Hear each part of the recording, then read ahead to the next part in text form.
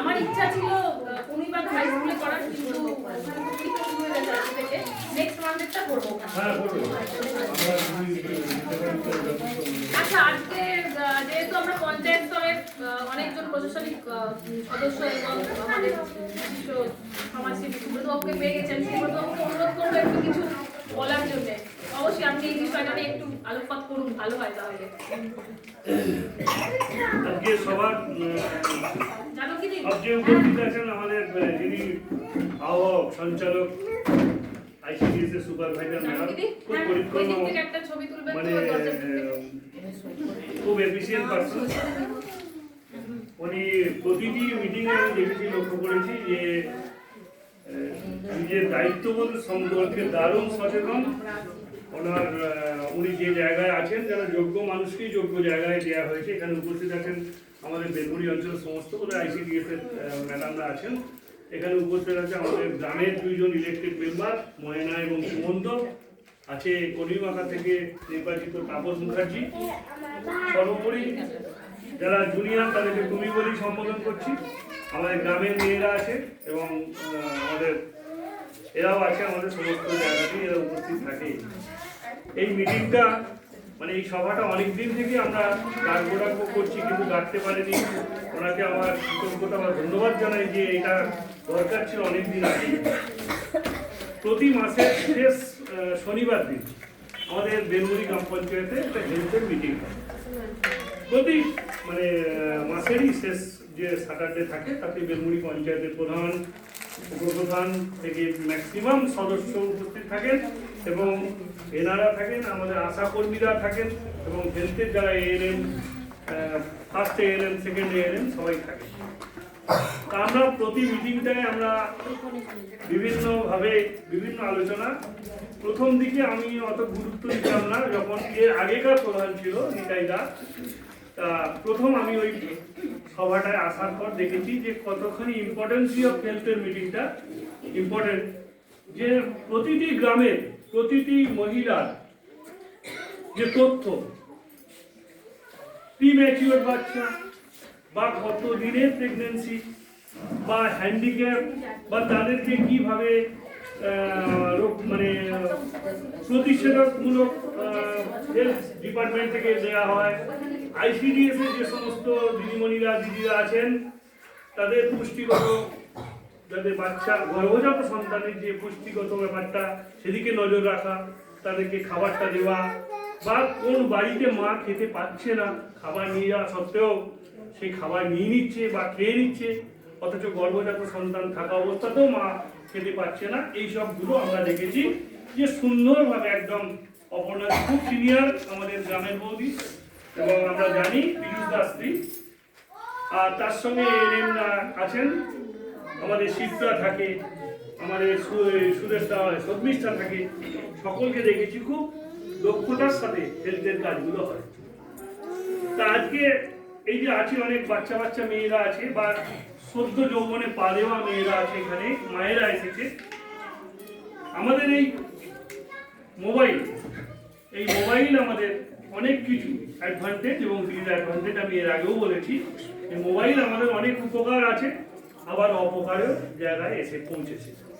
এই মোবাইলের সূত্রে বিভিন্ন ভাবে আমরা বিভিন্ন কথা আদান প্রদান করি এবং আদান প্রদানের সাথে আরো হয় যে সেটা হলো কোনো ছেলের সঙ্গে কোনো মেয়ের এই বয়সটা, আমরা তো এই বয়সটা পাস করেছি, আবেগজনিত ব্যাপারটা কাজ করে।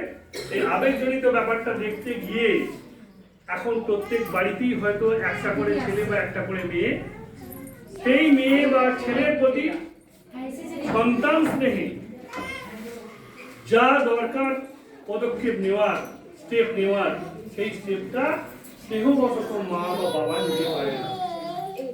হঠাৎ দেখলাম যে একটি ছেলে, তার 18-19 বছর বয়স হয়েছে, একটা ছেলের অ্যাডাল্ট প্রাপ্তবয়স্ক বিবাহযোগ্য কত 21 বছর, একটা মেয়ের বিবাহের প্রাপ্তবয়স্ক কত 18 বছর। কিছুদিন আগে দেখলাম, মানে এই জাস্ট 15-20 দিন আগে, এনসিসি প্যারেড করতে যায় ভাস্তারায়, একটি মেয়ের সঙ্গে আমাদের এই কনিমাতা স্কুলের সামনে একটি ছেলের আলাপ। তার নাম দেবু ধারা। আমরা যেহেতু দলের রাজনৈতিক দলের সঙ্গে থাকি, তাই আমরা সবটা আমাদের নলেজে থাকে, হয়তো বলি কোনো জায়গায়, হয়তো কোনো জায়গায় বলি না। এটা কিন্তু উপযুক্ত প্ল্যাটফর্ম। তা দেখা গেল প্রথম দিন আমার কাছে ছেলেটা আসে, একটা ছেলের বন্ধুকে নিয়ে আসে। আসুন, ছেলের বন্ধুকে নিয়ে আসে, এগুলো বলার দরকার আছে। দরকার হলে এটাকে সরিয়ে দিয়ে সামনে বসার জায়গা হয়ে গেল। তা আমার কাছে আসে, এসে নিয়ে বলে যে আমার বন্ধু অমুকের সঙ্গে আমার ভালোবাসা ছিল, তা ওর মামা ওকে আটকে রেখে দিয়েছে, এই ব্যাপার। মানে ঠিক আছে, তোর নাম কি, কোথায় বাড়ি? বললো মেয়ের বাড়ি কোথায়, বাস্তবায় বাড়ি। আমরা আমাদের রাজনীতিগত ব্যাপার নিয়ে ওখানকার যারা দায়িত্বে আছে সেই তাদের সঙ্গে যোগাযোগ করার পর ওর মামা আমাকে বলে যে মেয়েটার 18 বছর বয়স হয়নি, 16+ বা 17+ এরকম ব্যাপার। ছেলেটি এখানে এনসিসি করতে এসে আমার ভাগ্নির সঙ্গে এরকম আলাপ হয়, ভাগ্নির সঙ্গে প্রেম হয়ে যায়। আমরা মামার বাড়িতে মেয়েটিকে মানুষ করি, যা হয় খুব জিপ কেটে নেবো, ছেড়ে দেবো, মুখ আমি তুলে নিয়ে আসবো। তা আমরা সবসময় একটা নেগোসিয়েবল জায়গা থেকে চেষ্টা করি একটা জিনিস মিটিয়ে দেওয়ার। আমি বললাম, বলে টলে নিয়ে থেমে গেল। হঠাৎ এই দিন 15 আগে দেখলাম মেয়েটি ছেলেটির সঙ্গে বিয়ে করে। ভালোবাসার শেষ পরিণতি হচ্ছে বিয়ে। মন্দিরে গিয়ে বিয়ে করেছে। মেয়েটা 18 বছর, মা বাবার কিছু বলার দরকার বলতে পারছে না আইনগত দিক থেকে, কিন্তু ছেলেটার 21 হয়নি। এই অবস্থায় যা হয়, মেয়ের বাবা থানায় অভিযোগ করে। থানায় অভিযোগ করার পর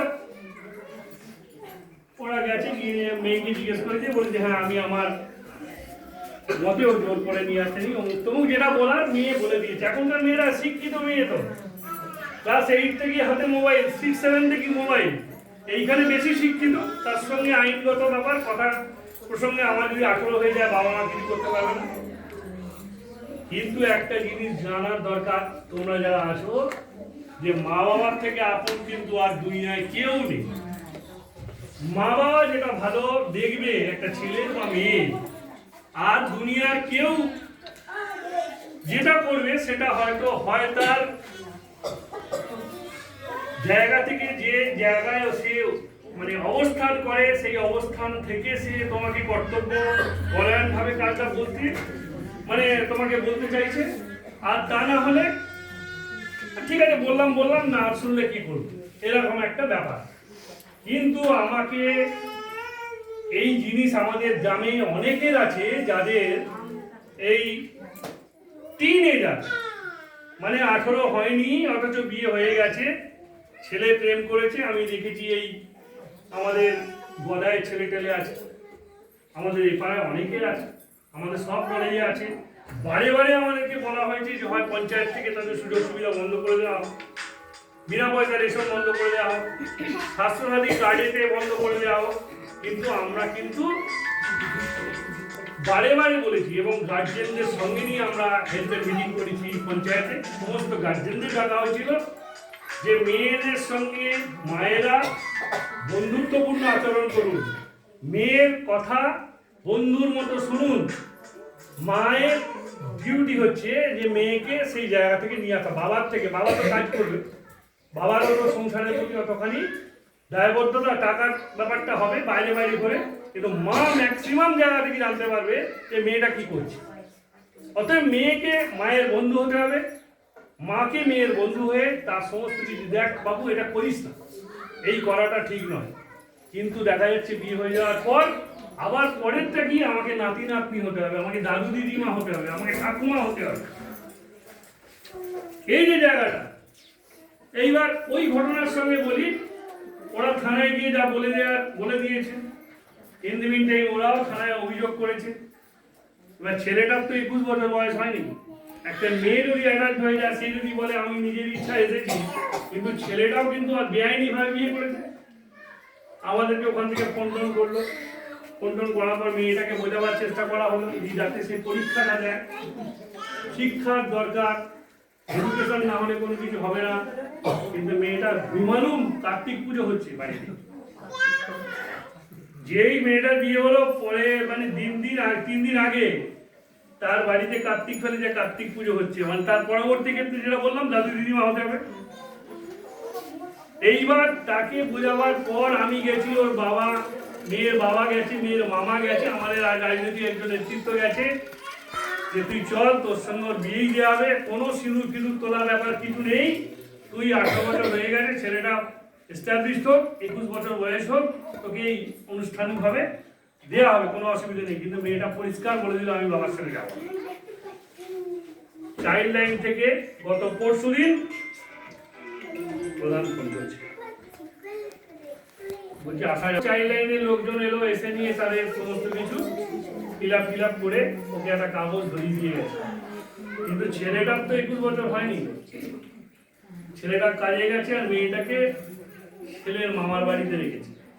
তো এখন এই ফোন যেমন ভালো, ফোন তো মন্দ, ওকে তো ফোনটা জেনে নিয়ে ওকে তো হ্যাক করে কোন জায়গা থেকে তুলতে হবে, পুলিশের কোনো ব্যাপার নেই তুলে নিয়ে আসা। এখন চোর ধরার সুবিধা হয়ে গেছে মোবাইল। এই অবস্থায় আমি প্রত্যেক মেয়েদের বলবো যে মা বাবাকে সবটা বলো, যে মানে যে জায়গাটা দাঁড়িয়ে যাচ্ছে সেটা হলো কি এই প্রিম্যাচিওর বাচ্চা হয়ে যাচ্ছে, বাচ্চাটা ফিজিক্যালি হ্যান্ডিক্যাপ্ট হচ্ছে, বিকলাঙ্গ বাচ্চা প্রসব করছে। সমস্ত কিছুটা আমাদের বলা সত্ত্বেও সবটা রিপোর্ট আশাকর্মীদের দেওয়া হচ্ছে না। এই জয়হরিপুরের একটা ঘটনা হয়েছে, জয়হরিপুরের একজন মা, এখানে এটা অন্য প্রসঙ্গে আছে, আজকে সে কনসিভ করেছে। জয়হরিপুরের আশাকর্মী দিনের পর দিন তাকে রিপোর্ট নিচ্ছে মায়ের, সেই রিপোর্টটা নিয়ে বলছে হ্যাঁ কোনো অসুবিধা নেই, কোনো অসুবিধা নেই। লাস্ট অফ অল দেখা যাচ্ছে সেই মা 5 মাসের প্রেগনেন্সি। এবার এনাদের দায়বদ্ধতা আছে, আমি যে রেগুলার আমি একটা রিপোর্ট দিচ্ছি, আশাকর্মী এএনএমকে দিচ্ছে, এএনএম সুপারভাইজারকে দিচ্ছে, সেই এএনএম এবং সুপারভাইজার ম্যাডাম যখন বাড়িতে যান, সেই বাড়িতে গিয়ে তার সঙ্গে একজন মহিলা প্রতি ক্ষেত্রে কার্যক্ষেত্রে তাদেরকে বহু প্রতিবন্ধকতা, বহু বাধার সম্মুখীন হতে হয়। এই যে বিভিন্ন কাজকর্ম করতে আমাদের আইসিডিএস এর ম্যাডামরা যাচ্ছেন, গিয়ে বলছেন তোমার এই পেপারটা, পেপার দিতে চায় না, আশা মানে আধার কার্ড, ভোটার কার্ড, আপনার এই তথ্যগুলো চাই, দিতে চায় না, খারাপ ব্যবহার করে এরকমই। এবং রিটায়ারের মুখে অপর্ণাদি ভয় পাচ্ছে যে একজন মানে সেনা কর্মী, মানে সেনাবাহিনীর ডক্টর, তিনি ওনাকে বলছেন এই নভেম্বর মাসে আপনার শেষ, আপনাকে আর চাকরি করতে হবে না। স্বাভাবিকভাবেই ওনারা আমাদের সাপোর্ট চান, কোনো কিছু হলে পরে আমরা চেষ্টা করি আমাদের মতো করে।